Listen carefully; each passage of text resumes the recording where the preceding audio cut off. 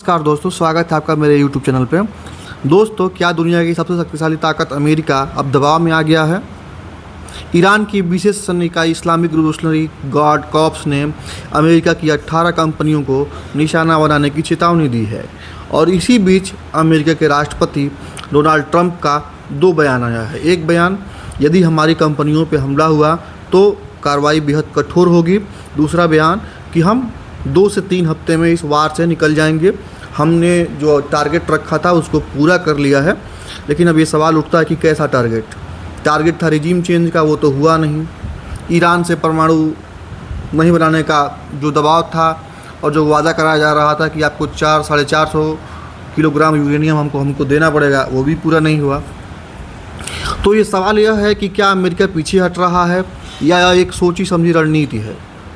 हाल के घटनाक्रम में इस्लामिक रिवॉल्यूशनरी गार्ड कॉर्प्स ने यह आरोप लगाया कि अमेरिका की कई बड़ी तकनीकी कंपनियां पूर्व मध्य में चल रहे सैन्य अभियानों में अप्रत्यक्ष रूप से शामिल हैं।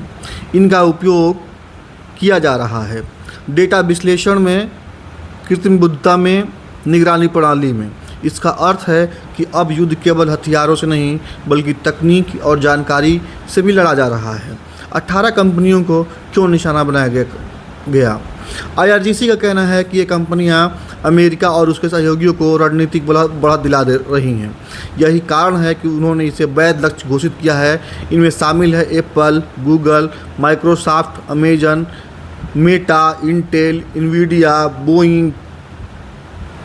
यह स्पष्ट करता है कि अब निशाना केवल सेना नहीं बल्कि पूरी तकनीकी व्यवस्था है।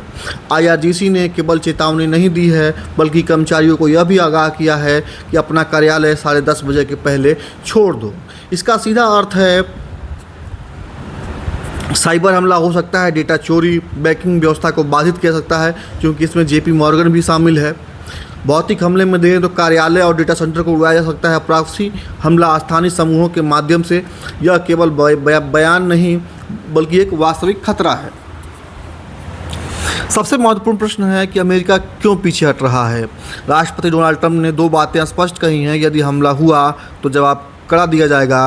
अभी व्यापक युद्ध से बचा जाएगा। इसका अर्थ है अमेरिका सतर्क है परंतु कमज़ोर नहीं। ये तो सत्य है कि अमेरिका कमज़ोर नहीं है, लेकिन जिस हिसाब से ईरान ने प्रत्युत्तर दिया है अमेरिका का, उसकी हालत ख़राब हो चुकी है। इस घटना का असर पूरी दुनिया पे पड़ सकता है। यूनेस्को में स्थिरता आएगी, तेल की कीमतों में वृद्धि होगा, तकनीकी क्षेत्र में डेटा सुरक्षा सबसे बड़ा मुद्दा बन सकता है। और एक प्रश्न ये भी है कि क्या यह कॉर्पोरेट युद्ध की शुरुआत है? सबसे गंभीर पहलू है, पहली बार कंपनियों को सीधे युद्ध में लक्ष्य बनाया गया है। इसका अर्थ है आपका मोबाइल, आपका इंटरनेट, आपका बैंक सब इस संघर्ष का हिस्सा बन सकते हैं। और बनेंगे क्यों नहीं?